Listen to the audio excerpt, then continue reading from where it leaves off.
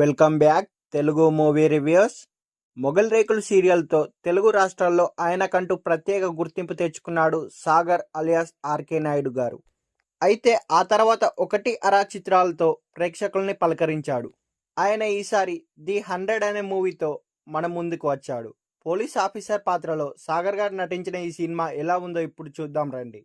ఈ మూవీ యొక్క స్టోరీలోకి వెళ్తే, నగరి అనే ఓ బందిపోటు ముఠ వరుస హత్యలు చేస్తూ పోలీసులకు సవాల్ విసురుతూ ఉంటారు. ఇదే క్రమంలో అప్పుడే శిక్షణ పూర్తి చేసుకున్న విక్రాంత్ అలియాస్ సాగర్ గారు ఏసీపీగా బాధ్యతలు స్వీకరిస్తాడు. అంతేకాదు ఈ కేసును ఛాలెంజ్గా తీసుకుంటాడు. ఈ క్రమంలోనే ఈ దోపిడీ ముఠా చేతిలో తాను ఎంతగానో ప్రేమించే ఆర్తి అలియాస్ మీషా నరంగ్ లైంగిక దాడికి గురవుతుంది. దీంతో ఈ కేసును పర్సనల్గా తీసుకుంటాడు.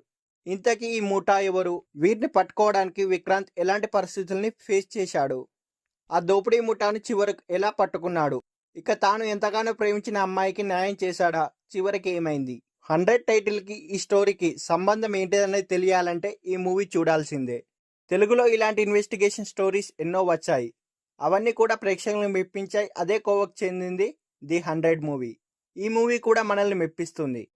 ఈ మూవీకి బిగ్గెస్ట్ పాజిటివ్ పాయింట్ ఏంటంటే, ఈ సినిమాను ఎక్కడా ల్యాగ్ కాకుండా రఫా రఫా అంటూ స్క్రీన్ ప్లేని పరుగులు పెట్టించాడు.